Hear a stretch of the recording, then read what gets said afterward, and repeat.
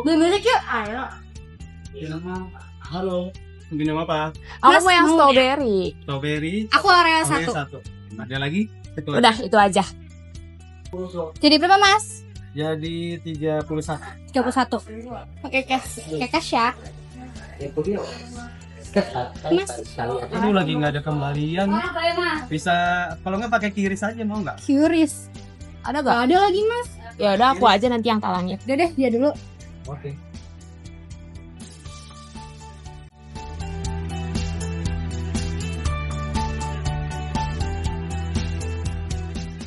Udah ya, Mas. Oke. Makasih ya. Thank you, Jen. Makasih, Mas. Sama-sama. Yuk.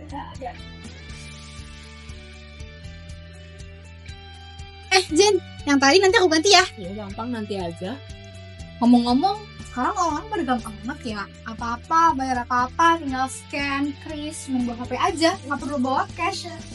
Emang benefitnya apa aja sih? Segampang itu. Iya, makanya kan kalau kita scan bayar pakai kris itu emang berbeda banget di zaman sekarang. Kalau kamu beli makan minum di kantin, apalagi kan sekarang program 45 kan sebenarnya juga pakai kris kan. Jadi kamu tinggal scan aja gitu. Jadi kamu nggak usah takut kayak kamu tadi beli minum nggak ada kembalian. Iya sih. Apalagi kita bisa transfer secara langsung dimanapun kapanpun. Jadi secara real time gitu. Oh gitu. Gampang banget ya ternyata. Iya, kamu nggak tertarik untuk bikin? Emang biasanya dekat di mana? Itu ada di depan. Iya. Iya, kamu mau bikin nggak? Aku anterin. Boleh deh, yuk besok. Ayo.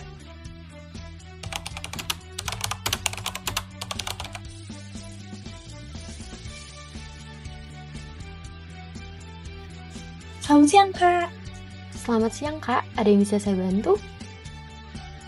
Ini Kak, saya mau buka rekening bisa nggak ya? Oh boleh banget kak, boleh silakan duduk dulu. Oke, sebelumnya kakak pernah menggunakan layanan BCA? Belum pernah sih kak. Ini makanya teman-teman aku tuh kan pada pakai rekening BCA. Makanya aku baru mau buka sekarang. Tapi sebelumnya, kalau aku boleh tahu, benefit buka rekening BCA tuh apa aja sih kak? BCA bukan hanya bikin transaksi cashless, tapi juga membangun sistem pintar yang aman dan stabil. BCA menggunakan teknologi-teknologi seperti AI, IoT, Big Data, dan database dalam menjalankan fungsi-fungsinya. AI di BCA dapat membantu untuk mempermudah dalam mendeteksi fraud seperti transaksi-transaksi aneh seperti notifikasi login mendadak dari device baru. IoT di BCA membantu sensor di ATM untuk mengirim peringatan kalau mesin error atau kehabisan cash secara real time. Big Data di BCA dipakai untuk prediksi jam transaksi padat dan analisis pola belanja, sedangkan database di BCA membantu menyimpan data saldo dan mutasi real time milik nasabah agar data selalu sinkron. Jadi itu semua adalah manfaat-manfaat dari teknologi di BCA.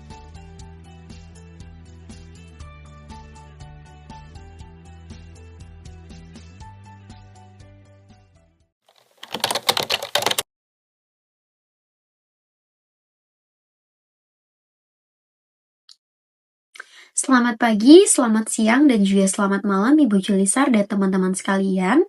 Saat ini kami ingin mempresentasikan isi dari artikel kami yang berjudul Implementasi Teknologi dan Sistem Informasi pada Bank BCA. Jadi tanpa berlama-lama, kita langsung saja masuk ke dalam pembahasannya yang akan dimulai oleh teman saya. Yang pertama adalah latar belakang. Perkembangan transformasi digital di Indonesia telah mendorong perbankan untuk menghadirkan layanan yang real-time, tersedia 24/7, scalable, dan terintegrasi di berbagai kanal. Lalu, bank yang gagal dapat beradaptasi beresiko tertinggal dari pesaing yang lebih unggul dalam pemanfaatan teknologi dan data. Berdasarkan buku Introduction to Information System, Supporting and Transforming Business, sistem informasi bukan hanya sekedar perangkat lunak, namun sistem yang terpadu untuk mengolah informasi demi efisiensi pengambilan keputusan dan keunggulan kompetitif. Keberhasilan implementasinya sangat ditentukan oleh peran pengguna internal sebagai informed user. Sebagai salah satu bank terbesar di Indonesia, BCA mengimplementasikan berbagai teknologi seperti core banking terpusat, big data analytics, IoT, hybrid cloud, dan AI untuk fraud detection serta credit scoring. Meski demikian, tantangan tetap ada, khususnya dalam keamanan akses, pengelolaan hak akses, dan integrasi sistem. Oleh karena itu, artikel ini membahas implementasi teknologi BCA dari sisi strategi operasional dan dampak bisnis secara kritis.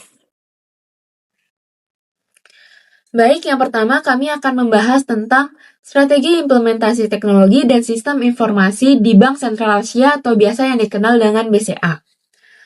Nah, yang pertama kita akan bahas fokus transformasi digital BCA. Yang bisa kita lihat dari slide ini, bahwa fokus transformasi digital BCA itu tidak dilakukan secara terburu-buru atau sekaligus. BCA ini lebih memilih pendekatan yang bertahap, terencana, dan terukur. Kenapa begitu? Karena di industri perbankan ini, yang jauh lebih penting daripada kecepatan itu adalah keandalan layanan dan konsistensi data. Nah, jadi setiap harinya itu BCA itu memproses data secara real time dalam jumlah data yang sangat besar. Jadi sedikit saja ketidakkonsistenan itu bisa berdampak ke layanan nasabah. Jadi karena itu, transformasinya itu benar-benar disusun supaya sistemnya itu tetap stabil. Di sini fokus transformasinya sendiri itu terdiri dari 4 hal utama. Yang pertama, penyatuan kanal digital. Ini dilakukan supaya pengalaman nasabah di mobile, web, dan channel bisa terasa lebih seamless. Yang kedua, automasi proses internal. Jadi operasional itu bisa dilakukan lebih efisien dan mengurangi error. Yang ketiga, ada pemanfaatan data berskala besar. Jadi ini dilakukan untuk analitik dan pengambilan keputusan yang lebih cepat dan akurat. Dan yang keempat, ada penguatan keamanan akses pengguna. Jadi ini digunakan karena keamanan itu adalah fondasi utama dari layanan perbankan digital. Nah, kalau kita hubungkan dengan teori sistem informasi, ada konsep pentingnya, yaitu informed user. Di mana sini artinya adalah pengguna yang mengerti kebutuhan sistem itu ikut berperan besar dalam perencanaan dan implementasi. Jadi BCA ini menerapkan ini dengan cara memastikan teknologi yang dipakai sesuai dengan kebutuhan operasional, kemampuan sistem yang saling terhubung, dan kesiapan penggunanya, baik internal maupun dari nasabahnya itu sendiri. Jadi inti dari slide ini adalah, BCA ini tidak hanya mengejar digitalisasi, tapi memastikan semua kanal digital ini benar-benar bisa aman, stabil, dan mudah digunakan, serta dapat bekerja secara terintegrasi. Nah, pada slide selanjutnya, di sini ada prinsip utama implementasi sistem. Di sini kita masuk ke 3 prinsip utama dalam implementasi sistem di BCA. Yang pertama, peran pengguna yang memahami. Di sini artinya adalah pengguna internal seperti karyawan atau tim operasional itu punya peran besar dalam keberhasilan sistem. Mereka bukan hanya pemakai, tapi juga mereka berkontribusi sejak tahap perencanaan. Kenapa ini penting?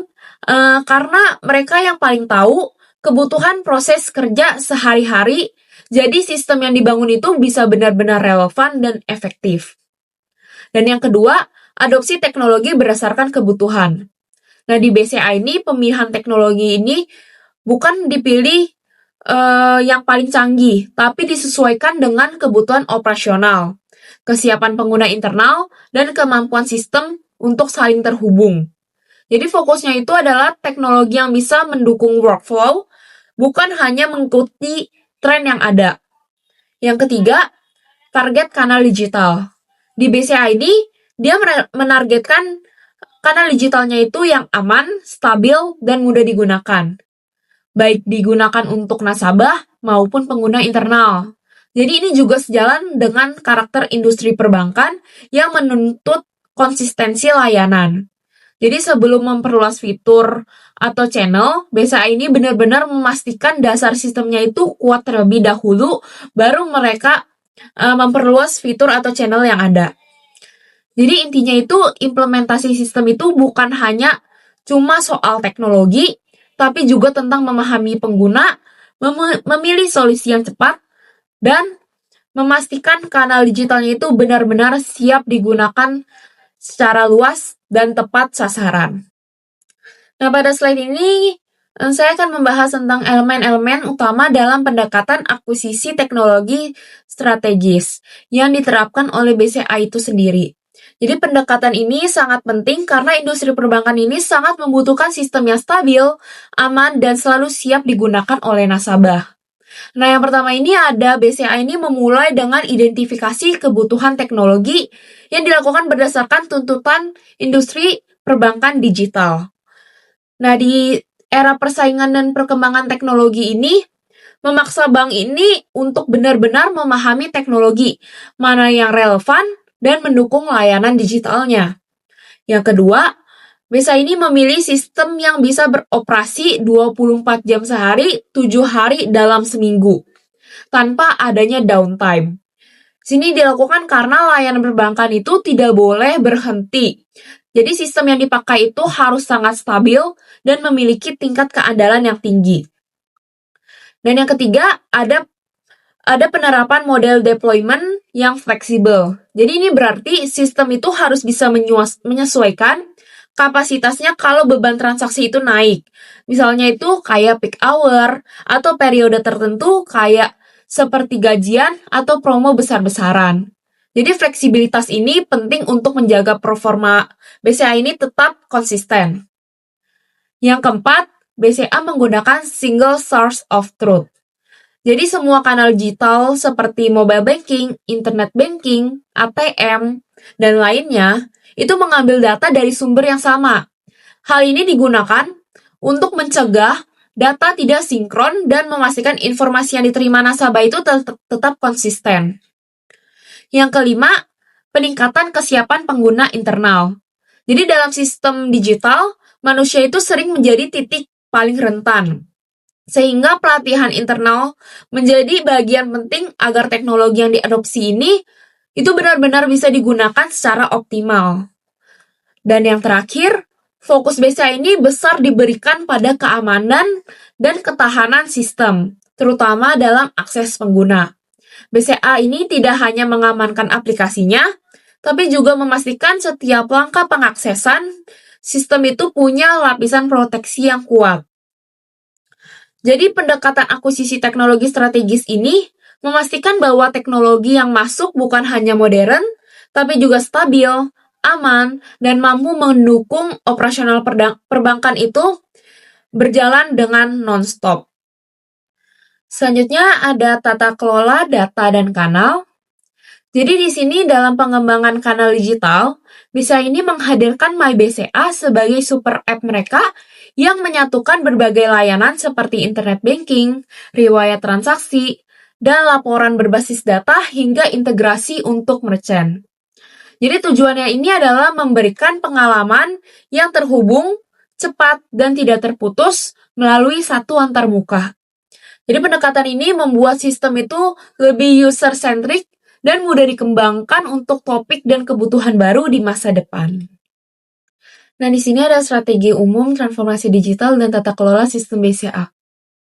Yang pertama ini, BCA ini melakukan implementasi digital banking secara bertahap.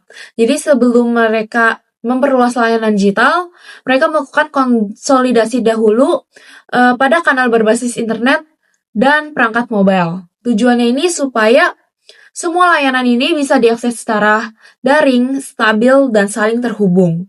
Di tahap ini juga, BCA juga mulai mengganti proses manual menjadi proses otomatis seperti pencatatan transaksi, verifikasi standar, dan layanan digital lainnya. Ini dilakukan supaya operasionalnya itu lebih efisien dan minim kesalahan. Yang kedua, ada akuisisi dan serapan kanal berdasarkan skala layanan. Nah, di sini BCA melihat kanal layanan itu baik dari fisik maupun digital yang semuanya itu saling terhubung. Di sini ada contoh penerapannya. Yang pertama ada mesin health monitoring. Di sini dilakukan untuk memantau kesehatan mesin ATM secara berkala. Yang kedua ada pengawasan CCTV Ini dilakukan di cabang dan area ATM untuk keamanan layanan fisik. Yang ketiga, ada adopsi cloud. Ini dilakukan supaya sistem tetap responsif ketika jumlah transaksi meningkat tajam. Yang keempat, ada AI-based analytics. Ini digunakan untuk mendeteksi fraud dan penilaian resiko pengguna. Jadi di semua kanal ini diserap dan dikelola secara bertahap serta terpusat supaya tidak terjadi kondisi silo di mana sistem tetap berjalan sendiri tanpa integrasi. Yang ketiga, ada tata kelola data sebagai single source of truth atau SSOT. Jadi di sini seluruh kanal BCA baik fisik maupun digital mengakses basis data itu data yang sama. Dengan adanya single source of truth ini, informasi yang dibaca dan diperbarui akan selalu konsisten. Pendekatan ini membantu mengurangi backlog proses, mempercepat respons terhadap error atau potensi fraud, dan memastikan keputusan operasional itu selalu berbasis secara real time. Yang keempat, ada peningkatan kapabilitas pengguna internal. Jadi BCA ini menyadari bahwa teknologi itu hanya efektif kalau penggunanya siap, sehingga pelatihan internal dilakukan secara berkelanjutan. Fokusnya itu bukan hanya cara memakai alat, tapi memahami alur kerja sistem secara menyeluruh. Jadi ini sangat penting karena bank itu sangat bergantung pada proses akses dan persetujuan login yang berlangsung terus-menerus setiap hari. Yang kelima, ada kebijakan teknologi informasi atau sistem informasi berbasis manajemen risiko. Di sini BCA mengelola transformasi digital dengan pendekatan manajemen risiko. Sini ada beberapa ancaman umum yang sering terjadi seperti kelalaian memperbarui password dan kredensial. Yang kedua ada kesalahan menyetujui permintaan atau login. Yang ketiga ada social engineering lewat situs login palsu. Dan yang terakhir ada MFA fatigue. Di sini kejenuhan akibat terlalu banyak permintaan otorisasi MFA. Nah, jadi untuk mitigasinya, BCA ini menerapkan pembatasan akses sesuai peran dan memperkuat pelatihan internal supaya resiko kesalahan pada lapisan manusia itu bisa tetap diminimalkan. Selanjutnya itu ada implementasi database dan pemanfaatan big data di Bank Sentral Asia atau BCA. Nah, jadi fungsi database sendiri adalah sebagai pusat penyimpanan data transaksional dan operasional yang menjamin konsistensi, kecepatan akses, keutuhan, dan kebenaran data. Nah, hal ini tuh sangat penting bagi perbankan digital yang memproses jutaan transaksi dalam 24 jam. Nah, BCA ini tuh menempatkan database sebagai lapisan utama dalam membangun single source of truth. Nah, berbagai kanal layanan seperti internet banking, mobile banking, ATM, ini tuh mengambil dan memperbarui data dari sumber database yang sama. Nah, BCA juga menerapkan database relasional pada infrastruktur core banking system yang digunakan untuk menyimpan data saldo, riwayat mutasi, rekaman audit, profil pengguna, catatan transaksi, dan informasi pembayaran merchant. Lalu, ada beberapa manfaat dari pemusatan database ini. Yang pertama itu ada mendukung integrasi layanan lintas kanal atau saluran. Lalu yang kedua itu ada pengelolaan transaksi secara real time dan audit secara berkala. Lalu yang ketiga ada sebagai fondasi analisis skala besar, monitoring transaksi dan pengaturan workload. Lalu ada triple V, konsep big data. Yang pertama itu ada volume. Nah, volume sendiri merupakan jumlah data yang sangat besar, yaitu jutaan hingga miliaran catatan. Lalu yang kedua ada velocity. Nah, velocity ini merupakan data yang terus masuk dan bergerak secara real time dengan alur yang stabil. Lalu yang terakhir ada variety. Nah, variety ini tuh merupakan data yang hadir itu tuh dalam beragam bentuk dan berasal dari banyak kanal atau saluran operasional seperti mobile banking, ATM, or merchant. Nah, Big data di BCA ini tuh punya beberapa manfaat. Yang pertama itu ada analisis pola transaksi real time. Nah, jadi di sini tuh melihat kebiasaan transaksi, tingkat antrian, dan memperkirakan kebutuhan layanan. Lalu yang kedua ada fraud detection. Jadi di sini tuh memproses data dalam mesin analitik berbasis kecerdasan buatan atau AI untuk membaca transaksi yang nggak wajar atau pola penggunaan kredensial yang berisiko. Lalu yang ketiga ada prediksi permintaan layanan. Jadi di sini membaca peningkatan permintaan transaksi saat lonjakan terjadi, misalnya kayak pas flash sale, dan menyesuaikan kapasitas pemrosesan. Lalu yang keempat ada pengelompokan nasabah atau clustering dan segmentasi. Jadi di sini memproses data melalui data warehouse untuk membaca hubungan antar data pengguna dan penilaian perilaku.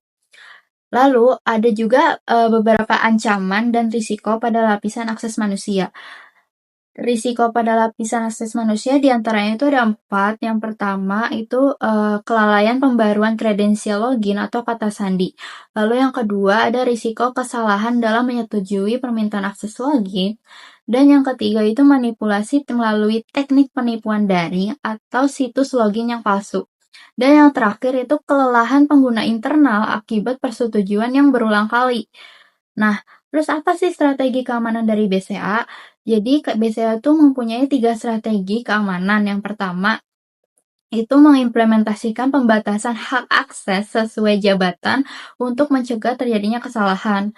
Lalu yang kedua, ada perbaikan tata kelola akses pengguna internal dan pembaruan hak akses saat terjadi perubahan jabatan atau peran operasional. Dan yang terakhir itu pembaruan akses secara teratur dan pelatihan pengguna internal. Oke, next di sini saya akan membahas implementasi IoT pada infrastruktur perbankan BCA.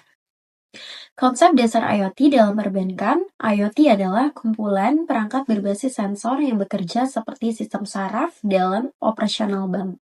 Fungsinya untuk membaca, mengirim, dan memantau data fisik secara langsung ke sistem pengelolaan data terpusat bank. IoT memiliki peran penting dalam perbankan, yaitu mewujudkan layanan bank yang tidak terputus, merespon gangguan otomatis, pengawasan aset fisik, dan mendeteksi adanya anomali. Konsep-konsep utama dalam IoT pada infrastruktur perbankan. Dalam teori IoT, terdapat beberapa konsep inti yang menjadi dasar penerapan infrastruktur digital bank, yaitu yang pertama, identitas perangkat dan registrasi, yang kedua, pengambilan data dari sensor, yang ketiga, koneksi dan interoperabilitas, yang keempat, beban kerja telemetri, yang kelima, pemantauan berbasis automasi. Adopsi IoT pada jaringan mesin ATM BCA. Yang pertama, sistem kesehatan perangkat, yaitu melaporkan status operasi, normal, gangguan software, butuh pembaruan, kehilangan sinyal jaringan.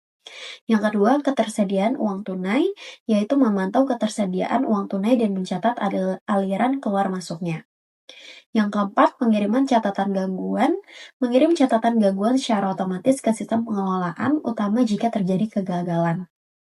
Yang keempat, pemantauan sinyal jaringan.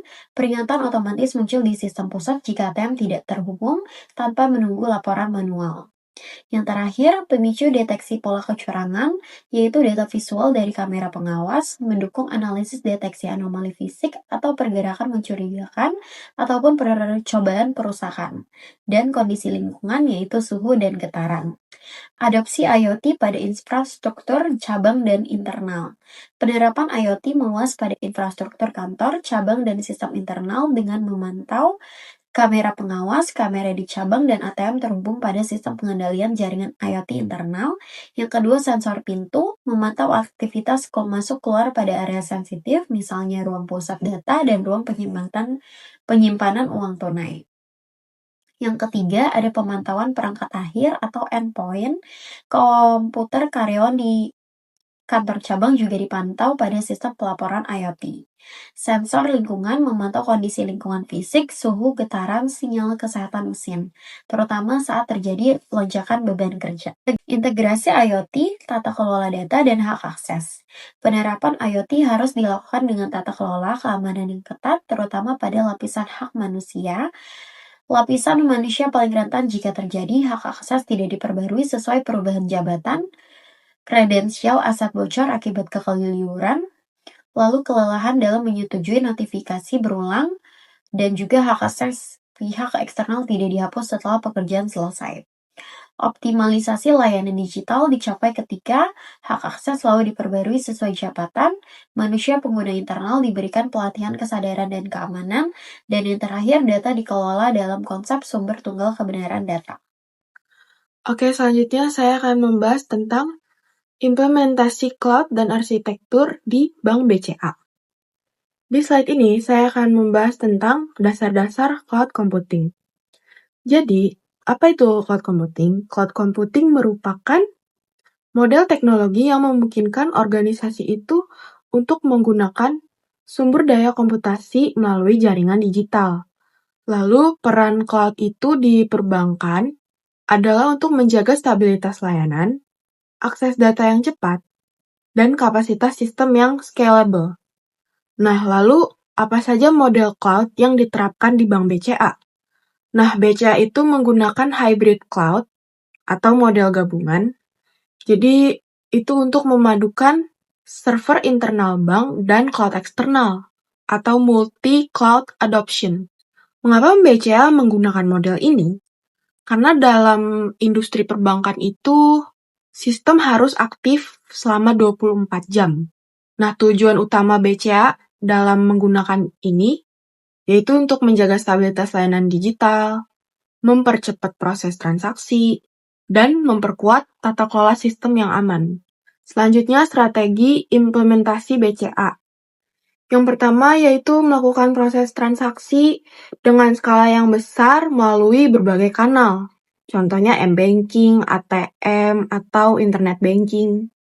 Lalu yang kedua itu mendistribusikan beban data ke beberapa simple server untuk menekan risiko server overload.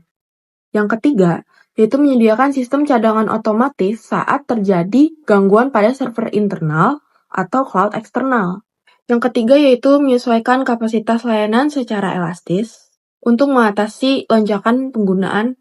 Dan yang terakhir, meluncurkan fitur aplikasi baru secara efisien tanpa harus menambah server fisik di seluruh kantor cabang.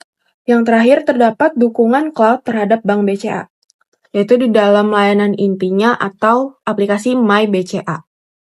Aplikasi MyBCA adalah platform super aplikasi BCA yang menggabungkan berbagai layanan digital dalam satu antarmuka terpusat.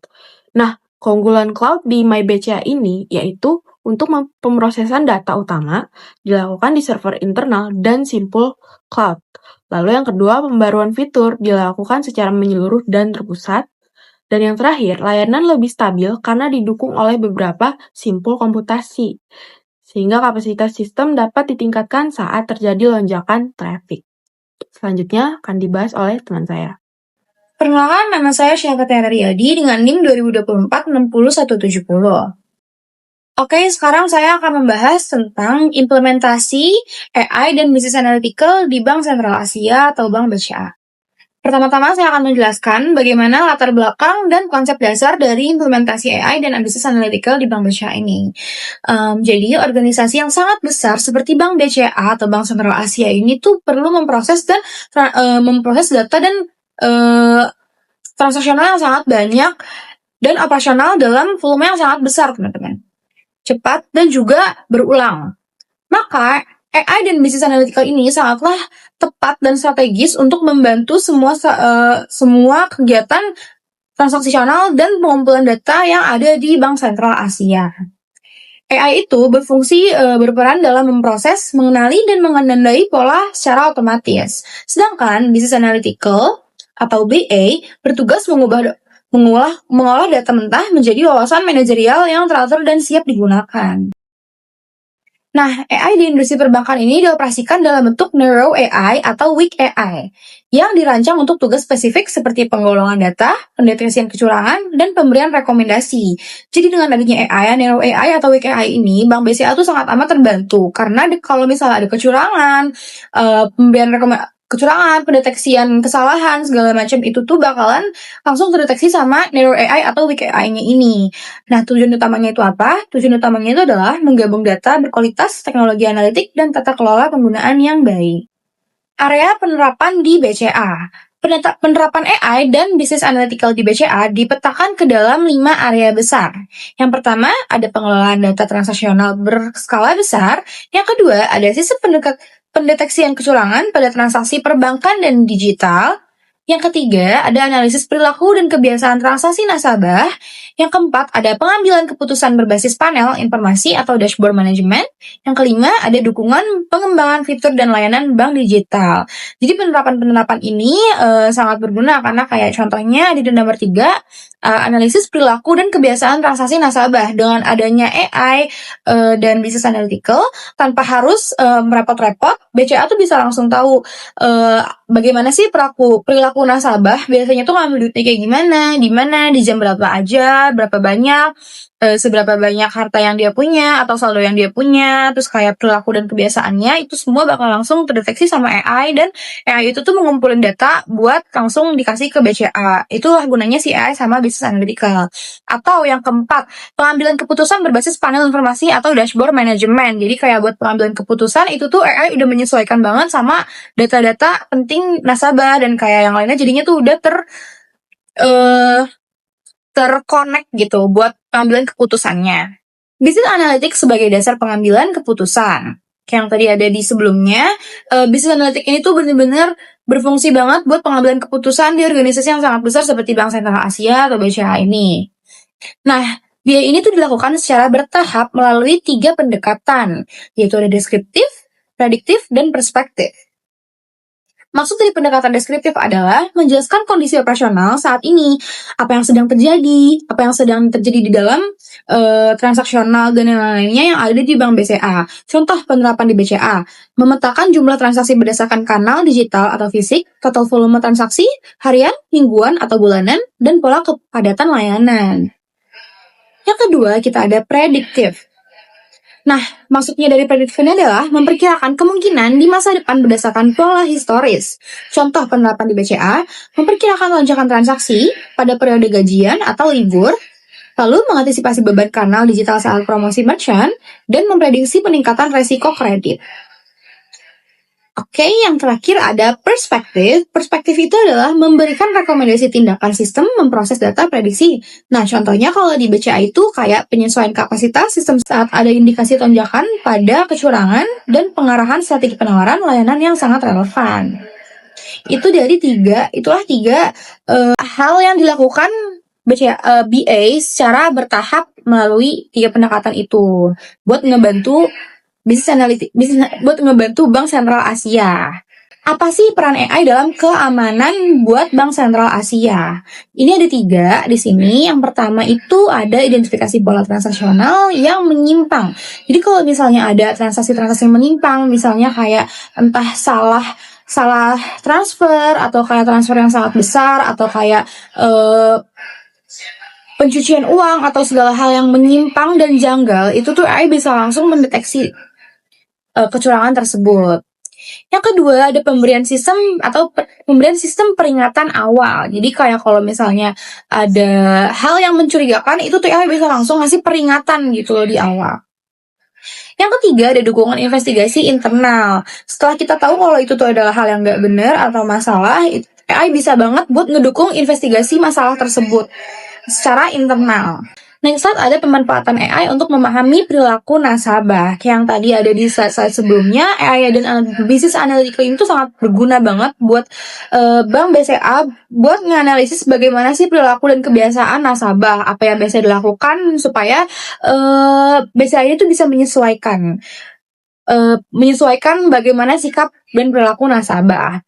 Nah, AI dan Business Analytical ini juga mendukung BCA dalam memahami perilaku nasabah melalui analisis data transaksi, frekuensi penggunaan kanal, intensitas login, dan jenis layanan yang sering diakses. Kayak dengan Business Analytical dan AI ini tuh kayak Bank BCA tuh bisa tahu biasanya nasabah itu tuh loginnya kapan aja, jenis layanan yang sering digunakan tuh apa, kayak entah top up atau transfer segala macam, biasa digunakan buat apa, sebesar apa transaksinya. Seperti itu tuh AI sama Business Analytical bisa langsung ngasih tahu BCA.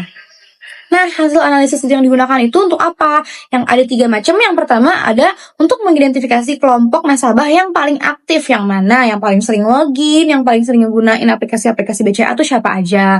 Itu bakal ketahuan. Yang kedua ada membaca presensi pola pembayaran. Biasanya tuh pola pembayaran nasabah kayak gimana, AI sama Business Analytical tuh bakal ngasih tahu ke BCA.